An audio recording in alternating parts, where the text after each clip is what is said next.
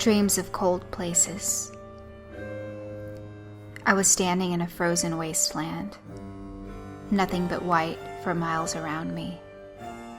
Snow, ice, freezing winds. But most of all, complete and utter isolation. I stood in one place and turned in a circle, looking everywhere for signs of life. Nothing. Nothing at all. Suddenly I see something in the distance, a small red and black, slightly human shape, and it's moving towards me with fierce speed. As it closes in, I see its head, a horrid blood-red goat head with 3 eyes, 2 in the normal spots and 1 dead center in its forehead. It is screaming in a horrid, high-buzzing pitch. I try to run but cannot move. It reaches me, pounces on me, and begins to strangle me. In its terrifying, buzzing voice, it whispers over and over again, "Delphia, Delphia, Delphia." I awoke with a gasp. After a moment or two, reality sets back in. I'm in my bedroom. I'm in New Orleans, safe. I looked out my window and saw the cityscape pressed against the night sky. The high-rise buildings with their lights, the noise of the traffic on the street below me, even the muffled conversation of my neighbor talking on his phone. It brought reality back to me in a crash. I was home and safe. That white, frozen nightmare, just a dream. The image of the red and black goat thing, though, that stuck with me for a while. Eventually, sleep found me again.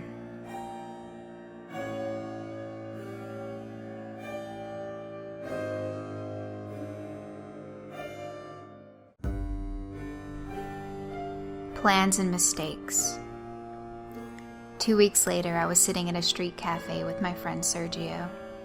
Sergio's father owned a yacht, and since our first day of college together, Serge and I had spoken non-stop about taking that yacht out on the open waters, sailing from the Gulf of Mexico, down the coast of South America, and then back again. "So, is your dad really going to let us go for it, Serge?" "Yep, we graduated on time, with the right GPA. That was his end of the deal." I asked him last night, and after he studied over my transcripts for about an hour, he agreed that we could take the boat out for our cruise. This was to be our defining moment. Right after college, but before going into the workforce. Our last chance to be crazy kids before settling down into a lifetime of pushing papers and being adults. We pulled out our map and began to plot our course again for the millionth time. The boat was docked in Biloxi, Mississippi. We would leave there and just sail south. We had enough supplies locked down to make the trip a breeze. We had all the right port cities marked off to stop at and party. This was going to be an amazing journey. We both stocked up on personal items. I brought my portable gaming devices and plenty of batteries. Of course, we both had our cameras. Serge was more of a reader, and he stocked up on large novels and other books. Most were just the standard Stephen King type books. However, one he had to go to a special bookstore in the French Quarter, called Esoterica, and order. I only saw the book once before we set sail. It was a paperback, nothing fancy. However, it had no title, no author, nothing on the spine. I asked him what it was for, and he responded that it was for the journey. He wouldn't go any further about it, and honestly, I really didn't care. The only thing on my mind at that time was setting sail. 3 days later, we were sitting at a Starbucks in downtown Biloxi, waiting on the call from the marina. Serge's dad had hired a professional crew to ensure that every inch of the boat was in top-notch condition. Serge was being strangely quiet for once.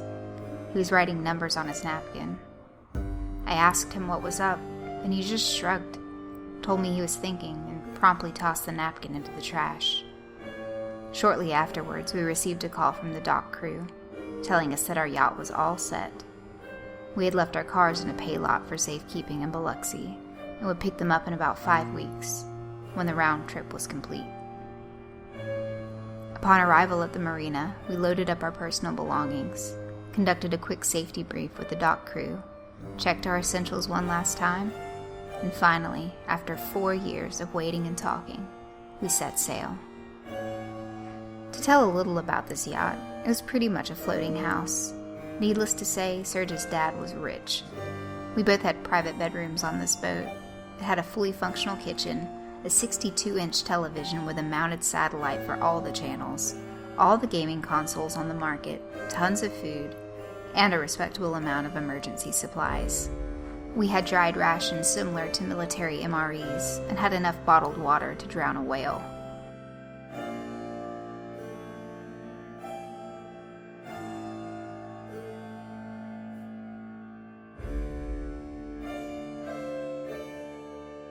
Journey to Damnation. The start of the journey was everything I had been hoping for. We took turns at the wheel, pretending that we were captain of some great expedition. We drank too much when the sun began to set, and spent the evening laughing and telling stories like kids at a sleepover. We sailed south and stopped at several port cities in Mexico. We ate good food, met exotic women, and really thought that we were men of the world. We hit Brazil next, stopping in a couple of spots to refuel and resupply. This would be our last stop for a few days, until we planned to stop over in Uruguay. Brazil was fun. I ended up meeting a woman and spent the night in some seedy motel. Sergio returned to the yacht, saying that he wanted some time to himself. I thought nothing of it. That was when I believed the trouble started. The next morning I returned to the boat, ready to set sail south again. When I entered the main cabin, a strange smell hit me. Something had been burned in here. Maybe a candle? I wasn't able to tell. I noticed Sergio stowing his mystery book in his footlocker. He said that he was ready to go, so away we went. The trip between Brazil and Uruguay was strange. Serge barely spoke to me. I was starting to wonder if I had done something to offend him. This was out of character for him to be so quiet. One night, over dinner, I decided to try and break the silence. "Serge, are you good, man?" I asked. "I am," he replied. "It's just that you haven't said much. Were you trying to score with that chick in Brazil? Did I step on your game, bro?" I asked, trying to break the mood with levity. "No, man, she was all yours," he grunted. "Okay, just stop being so damned quiet. It's weird to be out here on the open waters with you acting like a deaf mute." He grunted some quick response and went no further. He tossed his meal and walked back to his cabin. This was getting on my nerves, all this way from home and stuck with a guy who was having an emo moment all of a sudden. Once we made it to port in Uruguay, I made it my mission to get him out of his shell. Honestly, I felt I had to do something. He hadn't been sleeping much. He wasn't eating much either. His silent act wasn't improving. He was slowly becoming more and more reclusive each day. I thought perhaps he was homesick or maybe even experiencing cabin fever. The port city in Uruguay was alive with activity. There was a cruise ship docked there with folks from the United States, and a few of us became quick friends over drinks. I thought this would be a nice touch of home for Sergio. However, when I invited him out with us, he declined. Once again, it seemed I would have to go get supplies and go out without my friend from home. I was annoyed, and after downing a couple stiff drinks at a port restaurant, I decided I was going to call him out on his attitude.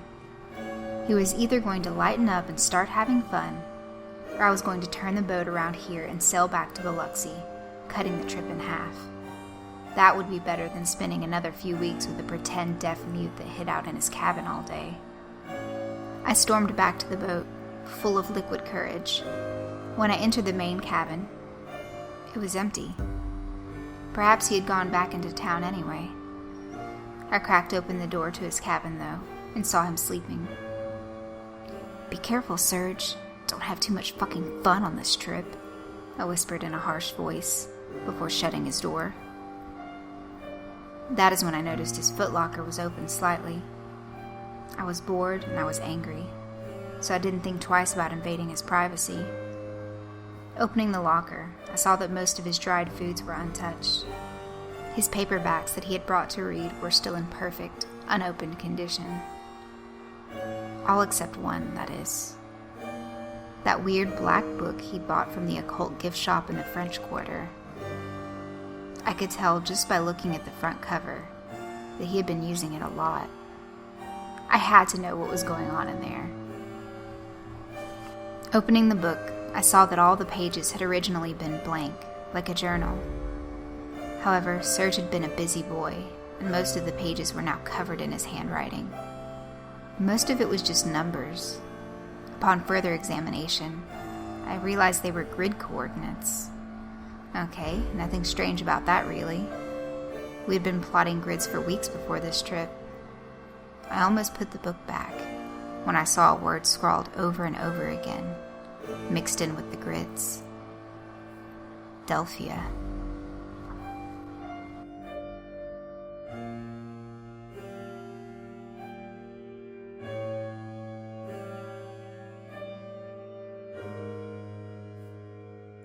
Changing course. I knew that word from somewhere, but was having a hard time placing it. It was richly familiar to me, but only somewhere deep in the back of my mind. I was sitting there, trying to place it, when the book was suddenly snatched from my hand. Serge was awake. "Messing with my shit?" he asked with no humor. "Yeah, dude, you've been acting like a fucking freak since we left for this trip. I'm tired of spending all my time in the ports alone, doing all the work, while you sit your ass in bed all day." I was gradually working up a temper, and I knew I had to rope it in. "Don't go through my stuff again, Derek," he replied again, with no humor. "What is going on with you, man?" I asked him, trying to restore some civility. "Stay out of my footlocker, Derek. Last warning," he said flatly, before slamming the locker and placing a padlock on it. After that, he began walking back towards his cabin. "Okay, this trip is over. After we refuel in the Falklands, we're turning around and heading back north. I'm done with this," I stated firmly. He stopped and turned around. What he said next chilled me. Not because of what he said, but how he said it, and the look on his face. No humor, no friendship. He addressed me like a stranger. "Derek, don't fuck with me. This trip is over when it's over. Don't piss me off again." We sailed the rest of the way to the Falklands without a word between us. We arrived at port, and as usual, I did all the work. I almost thought of leaving him there, just finding another way home. I could rent a ride back to Uruguay and just fly back to New Orleans. However, he was still one of my best friends. Whatever he was going through, I didn't want to just abandon him out here in a strange land. More fools us. The next day, everything went wrong. We were supposed to continue south, sail around the Horn of South America, and then resume north, stopping in Chile and then Peru. That never happened. I'd fallen asleep, amazed when Sergio had agreed to captain the ship for a while. I have no idea how long I was out, but when I woke up, even within the confines of the cabin, I could feel the temperature had dropped quite a bit. I wandered out to the deck and was greeted by a harsh chill. Looking around, I could see no land for miles. We'd been staying close enough to the coast of South America that you could almost always see the land during the day. This time, all I saw was blue, frigid water for miles in all directions. Sergio was driving the boat. "Where are we?" I asked. "We're almost there, Derek," he answered. "Where, Chile?" I responded. "Delphia," he replied. That word again. I could almost place it. My mind was right there. But still, a gap prevented me from totally recalling what it meant. "Where is that?" I asked. "It's the birthplace of it all," he said, with no emotion. "What does that even mean?" I was speaking with caution now. If Serge really was taking us off course, then perhaps he had snapped. This was no quarter-life crisis. You'll see. I decided at that point that I didn't want to see. I really was done with this. I checked our GPS, and sure enough, we were way off course. From what I could tell, we were sailing away from South America, towards Antarctica. What could he possibly want there? We had discussed this trip so many times, and the one thing we were both adamant about was staying the course. After all, this was a luxury yacht, not an ocean liner. We weren't equipped to go that far. We had only brought minimal cold weather clothing, nothing thermal enough for Antarctica. With the way he was acting, I had no idea what he wanted to go there for anyway. Enough was enough.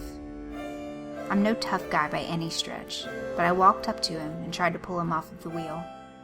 Sergio turned to me first, holding his dad's pistol. I didn't even know he'd brought it. "Back off, Derek," he commanded in a voice I didn't know he owned. "Are you fucking serious? Are you really holding a gun on me?" I shouted back at him.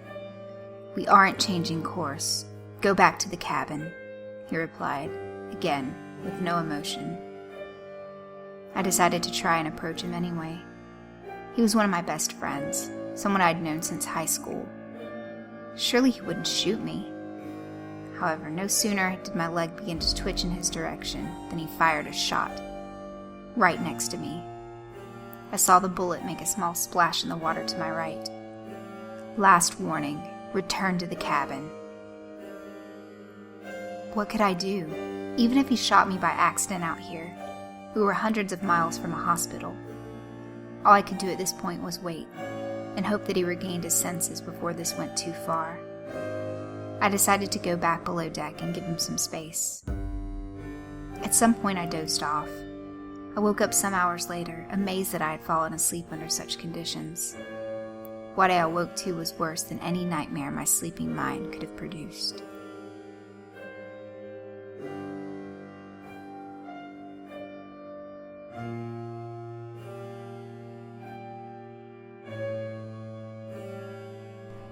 The ritual. Sergio was still up top. I ventured carefully on deck, amazed at the sharp chill that had intensified during my nap. Serge was sitting on the deck, surrounded by candles, sitting in a strange symbol that he had drawn in chalk. He was chanting something. I couldn't make anything out except for the word Delphia. There it was again. He would chant a string of something in that strange language, and then whispered, "Delphia." I didn't see the gun. Still, I approached slowly. "Serge, what's this all about?" I asked carefully. "We're almost there," he answered, smiling for the first time since Brazil. "Delphia, the birthplace of all. I hope to see you at the ceremony of Hyraaq Tobit." I had no interest in his gibberish. "Where's the gun?" I asked. "Here," he replied, and raised it from behind his back. "Will you give it to me?" I inquired, trying my best to sound level, to not show the fear that was growing within me by the second. "In a moment. I just wanted to thank you for being my friend. Maybe we can meet up in Delphia. Maybe you'll be invited to the ceremony. Look for the church, Derek." I opened my mouth to ask what he was talking about, but in that moment, Sergio, one of my closest friends, raised the pistol to his head. "All hail Hyraaq Tobit, all hail Delphia, capital of creation." With those words, the gun fired, and Sergio's dead body slumped to one side. In the distance, I thought I saw light suddenly come aglow. However, my mind wasn't on that. My mind was on one of my best friends, whom I'd just witnessed commit suicide. The next few hours were a blur of confusion and terror. Sergio was dead. I moved his body down to his cabin and covered him up. I activated the emergency beacon on our GPS and attempted for hours to radio for help. It was no good, though. We were too far out. As if this nightmare couldn't get worse, I also discovered that Sergio had tampered with the boat somehow. The engines were cold. Try as I might, I couldn't get them to power back up. I was adrift. I could only pray that someone would pick up the emergency signal and send help. In the meantime, I began to gather up all the cold weather clothing we had brought. The temperature was dropping as we were closing in on the coast of Antarctica. Worse, I had no way to stop the yacht from simply crashing into an iceberg and mooring on the shoreline itself. I wasn't prepared to handle this. All of our emergency plans had revolved around the idea of breaking down near the coast of South America. I didn't know if I should attempt dropping the anchor and remaining out here in this frozen sea, or try to drift to land. I didn't know much about Antarctica, but I knew there were science stations that operated year-round there. If I could find one of those, I could get help. I was freaking out, and the panic was building to the point where I knew I was no good to myself. Serge had been prescribed Valium a few months back for his insomnia. I needed to calibrate. I dug around in his footlocker until I found the bottle. Thank God there were a few in there. I popped a Valium and hoped that it would ease my mind down. It hit me hard. Within the hour, I dozed yet again. When I awoke, we had made landfall. From what my GPS was telling me, we were on the shores of Antarctica. Sure enough, miles and miles of white tundra. I opened up Serge's book and began to compare the grids that he had jotted down. Seems like this was his plan all along. He was planning to bring us here from the start. The grids added up. Why, though? The yacht wasn't going anywhere.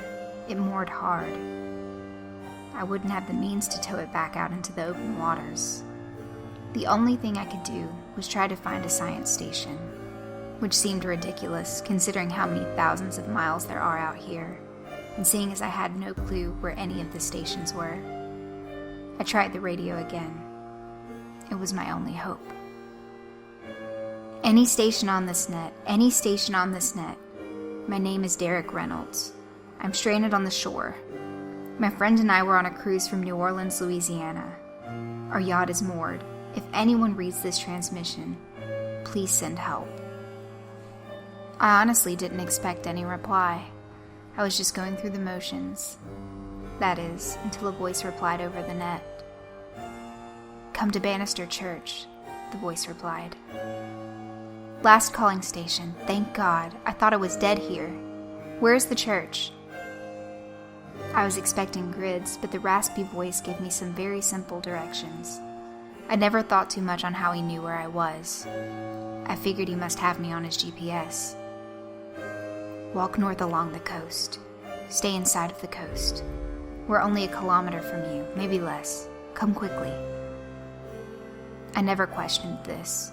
I assumed it was the science station, although why they would direct me to a church was mind-boggling.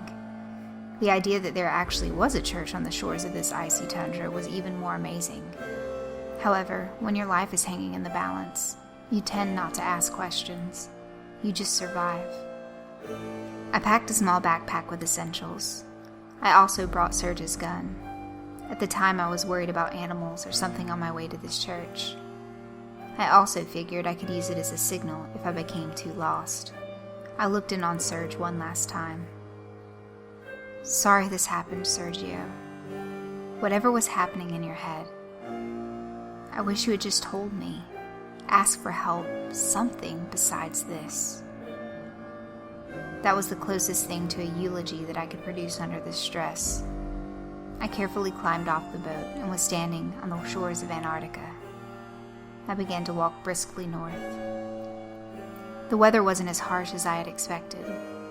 It was summertime, and I knew that had we landed there in the winter, it would probably be almost 80 degrees colder. I counted that as a blessing.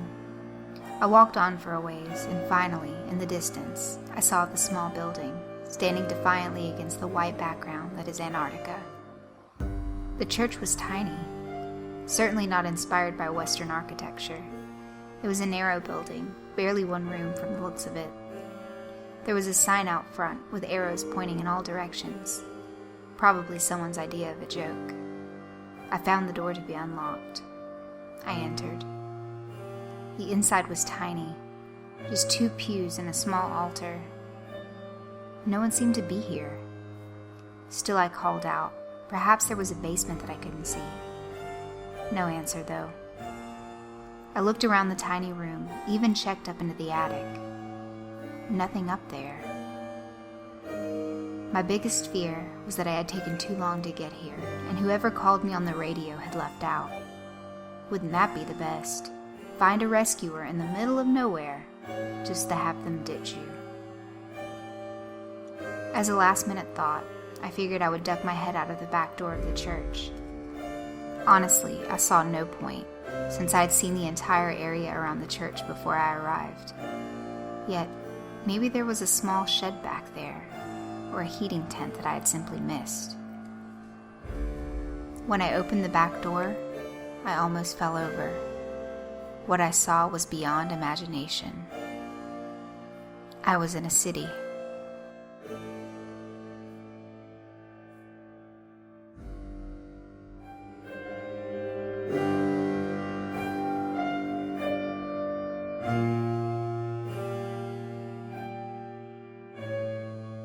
Delphia. There were people, there was music, there were children laughing. I stepped out of the church and into air that was much warmer than I would have expected anywhere here. It was still chilly, but it had more a pleasant winter afternoon feel to it. The city I was standing in had an exotic look to it that at the time I could only describe in my mind as Icelandic. Not sure if that makes sense, but that is what popped into my mind, both by the style of architecture and the dress of the locals. It didn't take long for them to notice me either. "Look, Mom, a visitor at the door," shouted a young child, clearly excited to see a new face. Several men in uniforms began to walk towards me. The uniforms were somewhat similar to an old-style police uniform, just a simple black coat with a single star. They didn't appear to have weapons. "Sir, by which means did you come to our city?" asked one of the officers. "I just walked through the church," I answered. "Oh, you entered through the Mendez Gate, 3rd from 7 on the side of Chisme," said the officer, as though any of that was supposed to make sense to me. "Officer, my boat is wrecked about a mile south from here on the shore. My friend is dead, and his body is still on the boat," I informed the officer. "Of course, sir, we are aware of your wreck and have already sent a party down to retrieve the body. Suicides are never easy, right, sir?" "Officer, thank you. This has just been a crazy sort of..." My mind trailed for a second. How did he know Serge's body was on the boat? Had I told him on the radio? I couldn't remember. "Sir, we have to register all visitors to our city. Do you have identification papers?" asked one of the officers. "Oh, sure, let me just get it out." I reached for my wallet, and in doing so, knocked loose the pistol that had been tucked into my waistband. As soon as it hit the ground, both of the officers' eyes became wide. "Unauthorized tool!" screamed the first cop. Everything went a little crazy after that. "Sir, come with us," stated the officers, stern and with no trace of that friendly tone that had just been there. "Wait, what happened? I just brought it in case." I felt a strong arm grip the back of my collar. "Sir, no more questions. We must go to see the magistrate." I thought of running, but it occurred to me that every single eye in the city was on me. Plus, where would I run to?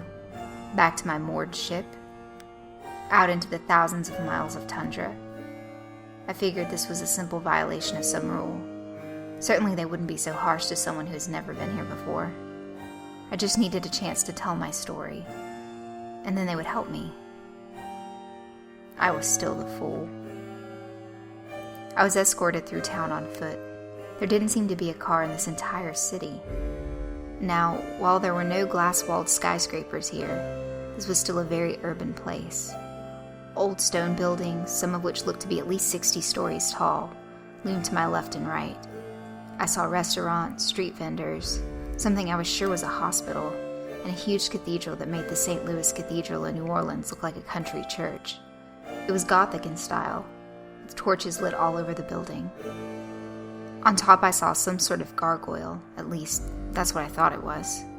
Upon closer look though, it seemed to have the head of a bull, or maybe a ram. Things were happening too fast. We arrived at what I assumed to be a courthouse. As I turned back to look at the city once more, I could have sworn the horned ram statue on the top of the church turned its head down to look at me. Impossible, right?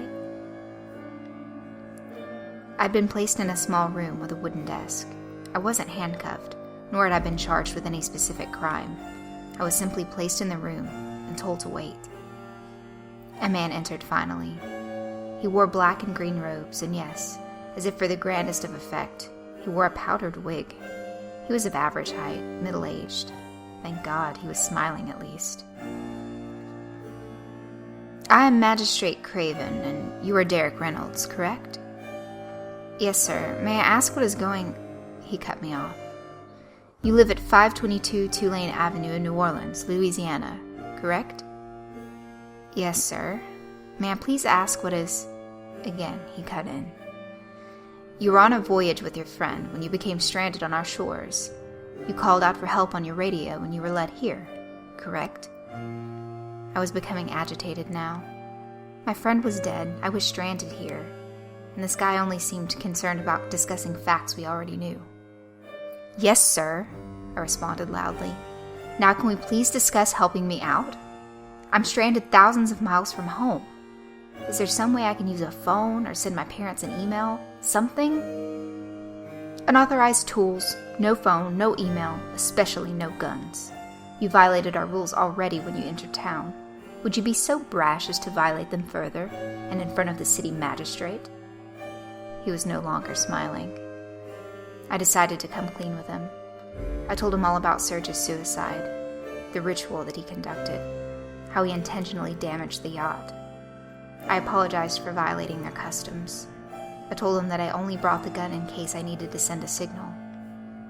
My honesty seemed to sedate his rage a bit. His smile returned slightly. Mr. Reynolds, we understand that newcomers often have trouble adapting to our ways here. All is forgiven. However, as far as getting you back home, that may prove to be a challenge. We don't communicate with the rest of the world. While there are cruise ships that pass near here on occasion, and there are some science stations dotted on our continent, we have no means of reaching out to them. I'm afraid that, much like your ship, you are moored here in Delphia. That name. This is what Serge was talking about.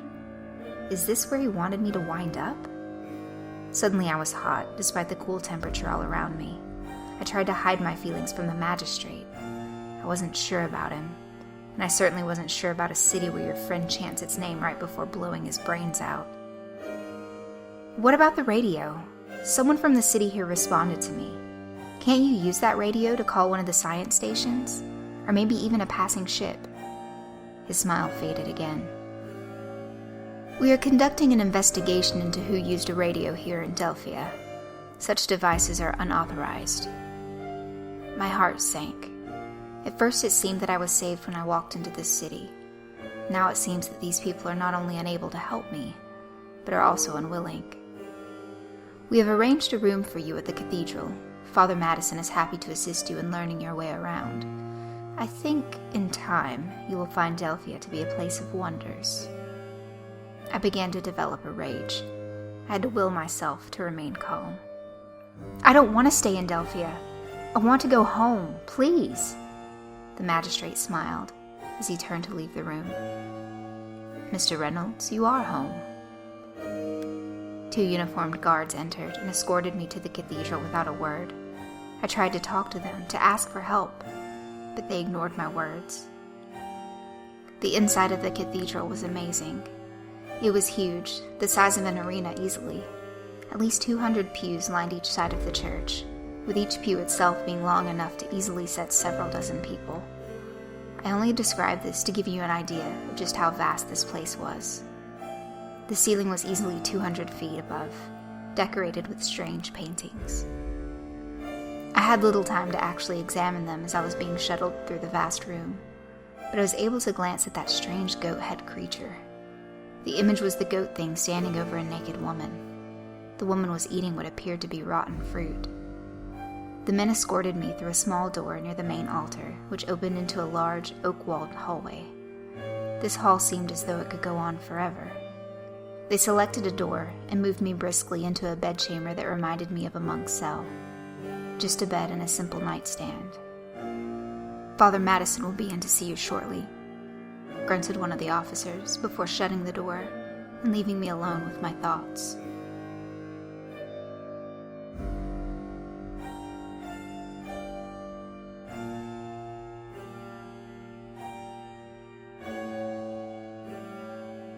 The brave sailor Timothy Van Buren. I have no way of knowing exactly how much time passed. The door was locked from the outside. I paced the room, sat on the bed, paced some more, and finally began to hear some signs of life out in the hallway. Voices, 2 men speaking. I couldn't hear their words through the thick oak walls very well.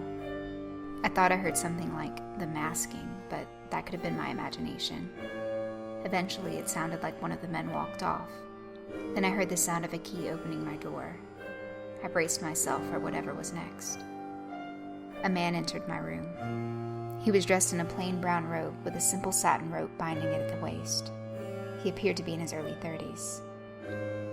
"Hey, what is going on here? Why am I being locked inside of a church?" I demanded.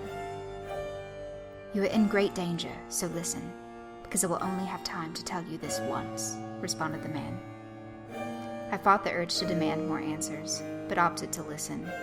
I suppose you could say he had my undivided attention when he started his sentence with "great danger." "My name is Timothy Van Buren. I've been trapped here in Delphia for almost 70 years. Yes, I know my age defies that, but if you understood the dark magic that governs this place, you wouldn't question such a thing. Close to 100 years ago, Antarctica was sought after by many countries. People wanted a piece of this land, either to civilize or to militarize. Many expeditions were made here by many different nations. I'm from Wales. We made our journey here in hopes of planting our flag and perhaps developing a port. Of course, none of us knew exactly how harsh the winters here really could become. Most of us realized early on that the idea of having a city here was ridiculous. However, our captain claimed that he knew a way that we could live here, thrive here, and build here. He claimed that he had spoken with a monk, and that monk had told him of a ritual that would unlock the true heart of Antarctica, known as the capital of creation, Delphia. We landed on the shores of Antarctica and found that our captain had committed suicide. Most of us decided that the best course of action would be simply to sail home. However, the first officer deemed that a waste of resources. He wanted to report something of value back to our leaders. So we set out on foot, intending to conduct a survey of the area. That is when we came across the small church, the one you no doubt entered this cursed place through. We intended only to use the church for warmth, to spend the night and to return to our ship. That night, though, we heard music, singing, talking. Life on the other side of the church walls. We opened the rear door and found this place. We were amazed, of course, an entire city surviving here in this harsh tundra. They welcomed us the same way they welcomed you, all smiles at the very start. Then they found something on one of the men. I cannot even recall what it was now, but they called it an unauthorized tool. We were taken into custody. 2 of the men fought back. We were brave and proud naval officers after all. It did no good, though. We were overpowered and taken. I never saw the 2 sailors that fought back again. I was taken here to this very church. I was told that I would attend the masking, whatever that might be. What it was, well, it was hell brought to earth. They gathered in the cathedral out there. Must have been over 1,000 in there. That is when I saw our captain. His body was dragged up the altar. Whatever black religion these people practice here, they began to chant, all of them in black robes. A large boar's head was brought forward and forced over my captain's head. When it was secured in place, I saw the most amazing thing. His legs and arms began to twitch and flail. Suddenly he stood up, screaming and clawing at the mask. The men restrained him, and eventually he calmed. He was led away, with the boar head still on. The next day I saw him again, without the mask. He was walking about like nothing happened, as though he had not slit his own throat just a couple days prior. He was changed, though. He wasn't the same man I once honorably served under. "What do you mean?" I asked, speaking for the first time in what seemed like eons. "They eat flesh, not during the day. During the day, this place almost seems normal. At night, though, they eat flesh. I watched the captain eat the throat of a woman. They all do.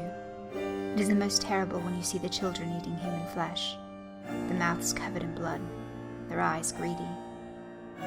With that, Timothy stood up and moved towards the door, placing his ear to the oak, just to ensure we were still alone. "It was I who called you on the radio. The church has claimed many items from those that come here. It took me some time to figure out how to use it, but now I think it can save you, and maybe save my soul. I'm sorry for calling you here. My intention was to meet you at the small church and provide you with supplies, but Father Madison became suspicious and I had to return to the cathedral. However, sometimes I hear other transmissions on this device. Cruise ships, perhaps, or maybe even naval vessels.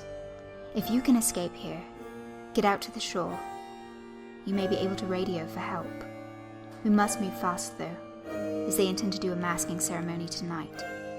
These people become feral on most any night, but on nights of masking, they will become all but pure beasts. You will be given only 2 choices. Swear yourself to Hyraaq Tobit, the Dark God, or die. I was a coward. I chose to swear to Tobit and live. Now I can never leave this place. However, maybe there is hope for my soul, if I can help you avoid this damned fate." He handed me the radio, which looked like a slightly advanced walkie. I figured it must be a satellite radio or something. Timothy slowly cracked open the door and peered into the hallway. "Okay, all clear. We're going to exit through the main cathedral. People will be gathering for the masking ceremony. There will be a lot of activity, people coming and going, settling in. I think we can use that to our advantage. Once we are out in the city, move quickly towards the small church.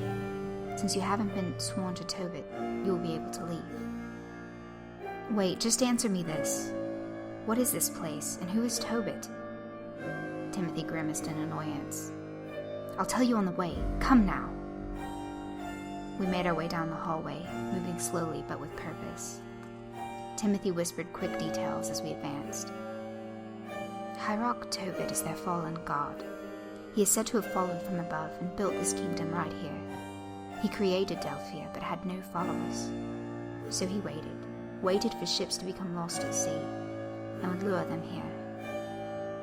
Over time, he assembled followers and allowed them out into the world with the sole purpose of sending more to him, to fuel his never-ending hunger. I have no doubt that my captain fell victim to one of his followers, and I'm also quite sure that your friend had a similar encounter. They plant the command deep within their minds to seek out this place. The only way to open Delphia, though, is through a sacrificial ritual. Suicide seems to be the preferred method. The one that performs the ritual is brought here and masked, becoming permanently bound to Tobit. Those that wander here afterwards, people like you and me, are given the option to swear our souls to Tobit and live here forever, or die. Now, no more talking. We must move. We had arrived at the small door leading out to the main cathedral when it suddenly occurred to me. Sergio was going to be masked. "I have to help my friend," I said bluntly. "You cannot help him. He performed the ritual. He opened Delphia. He will be masked." I felt rage build inside of me, rage against the evil city, rage against my own friend for doing this, and rage that I knew I couldn't help him. Timothy was putting his life on the line to save me.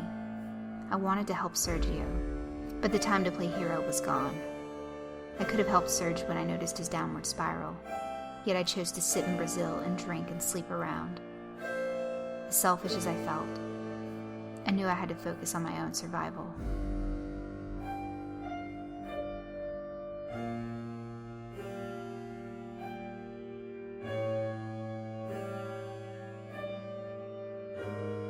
masking ritual. Timothy led me out into the cathedral, and as he had mentioned before, it was filling up with people. They still appeared normal at first glance, but as I looked deeper into their faces, I saw that greed in them. There was an energy in this room, a very negative energy.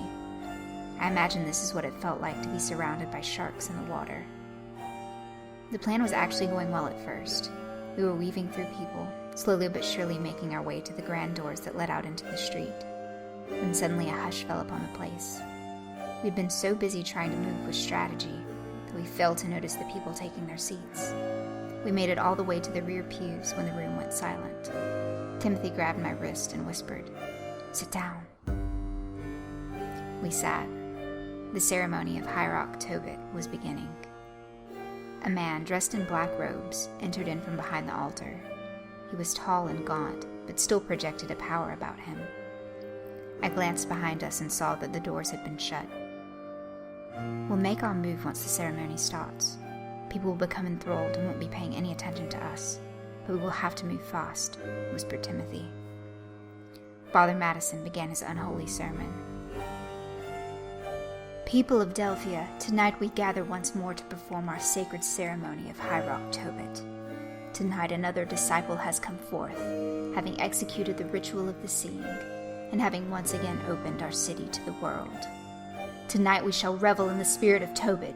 We shall consume as we were intended by the Creator to consume. Man consumes man, woman consumes woman, and our Father, He of the depths from above, He of the darkest stars, He, whom we must all offer communion upon, will consume from us, as it was intended, and it shall always be." "As it shall always be," responded the thousands attending. Madison looked over to one of his fellow robed fanatics. "Is our newest disciple prepared?" The hooded man nodded. I noticed something covered in white linens being brought to the altar. "Close your eyes, you do not wish to see this," urged Timothy. How I wish I had listened. Once on the altar, the linen was removed, revealing Sergio's lifeless corpse. I tensed my hands into fists and began to stand. Timothy restrained me. "Don't be a fool. You cannot stop this." Madison began the ritual. "Hyraaq Tobit, He of the void, master of our lives, owner of our souls, molder of our minds, we give to you a new soul, who gave his life to you willingly. Through your sacred ritual, we ask that you accept him." "Accept him!" shouted the entire church. The head of a goat was brought forward.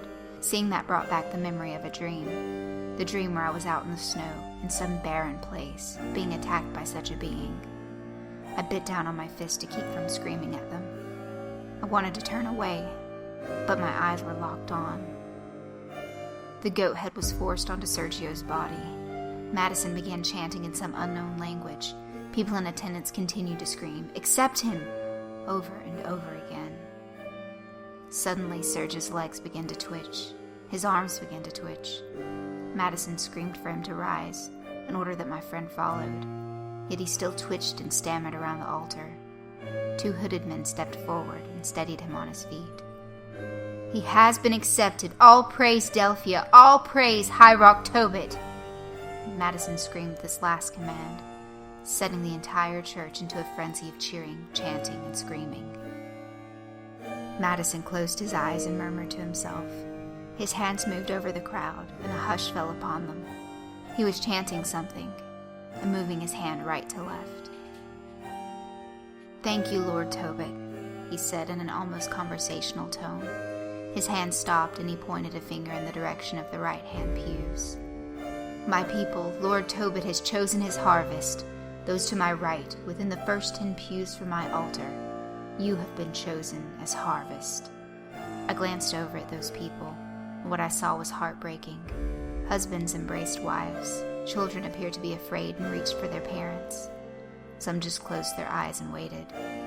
"To the rest of you, the time has come. Feast, feast, and consume for Lord Tobit," screamed Madison, full of zeal. On command, the rest of those in attendance converged on the group that had been singled out. Men, women, and children were being grabbed, and, by all that my sanity could compute, were being eaten.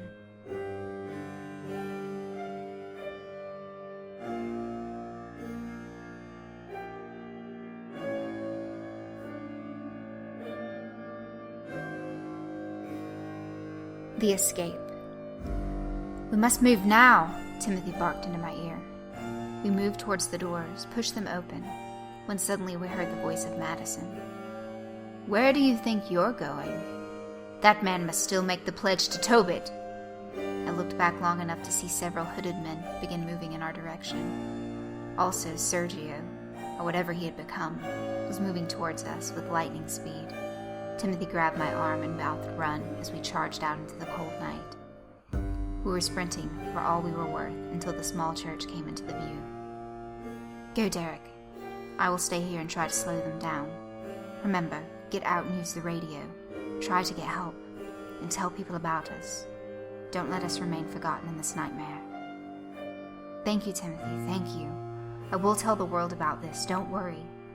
I'll come back with the damn Marines if I have to. I'll find a way. I promise." "Then go!" I began to run towards the church, but looked back to see a mob with torches moving towards us. That's when I saw Timothy draw the pistol I had brought into town. He must have snagged it at some point. "Come at me, you bloody wanking bastards! Come ahead and have a taste of an officer of the Royal Navy!" Timothy emptied the gun in a volley of bullets that did manage to slow the mob's fevered charge. Once I made it to the door of the small church, I turned back once more to see Timothy standing at attention, preparing to be trampled by the mob. With the courage and nobility he had shown tonight, perhaps that mob was in for more of a fight than they thought. I honestly hoped Timothy would make it hard for them. I entered into the small church and slammed the door behind me. I moved a broken pew in front of the door, trying my best to wedge it closed. I could already see the torchlights of the mob approaching through the windows. I turned to exit through the front, when I was met by a dark figure standing directly in front of the doors that would lead to my freedom. "Derek." My God. "Derek, let's go on a boat ride." It was, "Derek, we finished school on time." Sergio. "Serge, please, let's get out of here, both of us. We just have to go through the doors." "Derek, Tobit chose me." Fanatics began pounding on the door outside. I didn't have much time. They would break the door down in a matter of minutes. "Serge, I didn't choose this. If this is what you want, then have it, but please, let me go. I want to live my life." More pounding from the door. They would be here in seconds.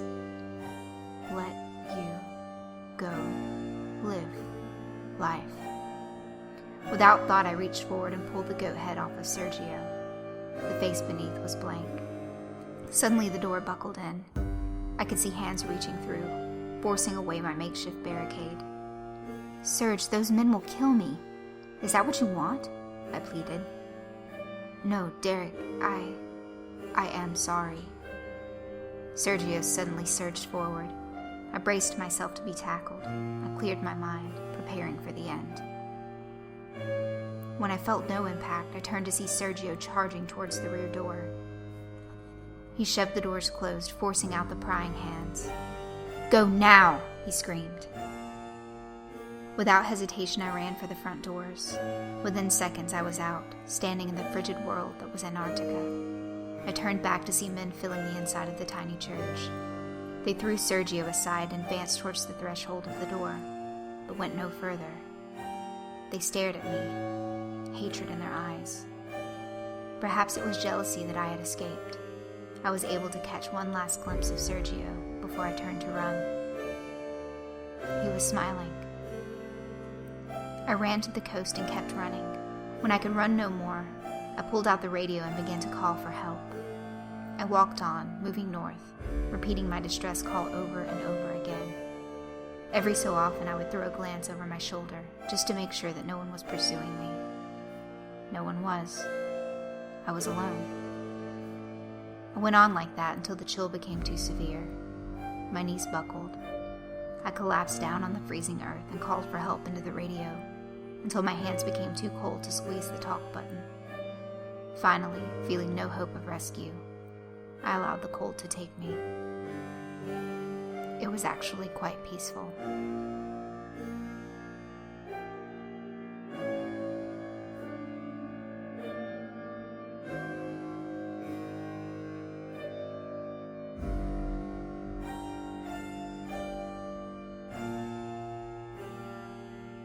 Salvation.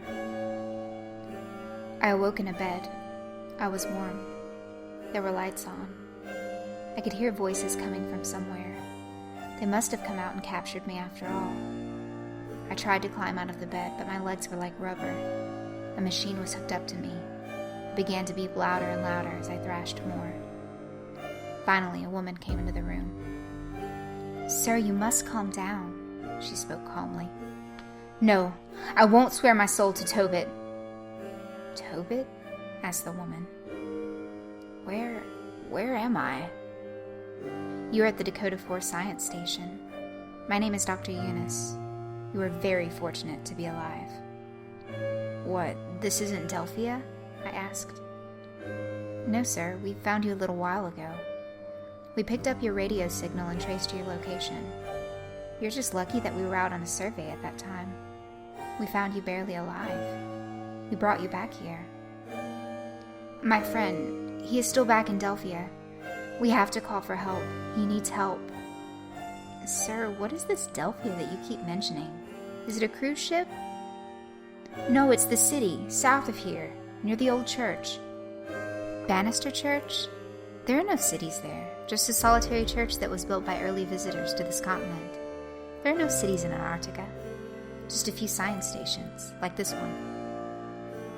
"I was there. There are thousands of people, buildings." "Sir, you are suffering from exposure." I began to offer more argument, but Dr. Eunice reached over and injected something into my IV bag. It kicked in right away. "Just get rest, sir. I gave you a good sedative. You're safe now. Whatever happened to you, you're safe now." I began to doze off. For whatever it was worth, I was rescued. I could sleep. The nightmare was over. I spent about 2 weeks at the science station. While there, I was given a full battery of medical tests. With the exception of a little frostbite, I had no major issues. I was back on my feet after a day or two of bed rest. While at the station, I spent almost every day with their staff therapist. I told them everything, from leaving Biloxi to Sergio's change in behavior to his suicide and all the insanity in Delphia. The doctors continued to insist to me that no such place existed on this continent. They came to a much simpler diagnosis. They believed that I went into mental shock at Sergio's death. That, combined with the Valium I told them I took, combined further with the yacht wrecking onto shore, had left me drug-dazed and confused. They believed that I did wander to Bannister Church. However, they insist that I must have simply fallen asleep in there and hallucinated the rest of it. Then, after waking up from my vivid, shock-fueled dream, I staggered out of the church and began to travel north, calling for help on my own radio until I passed out and they found me.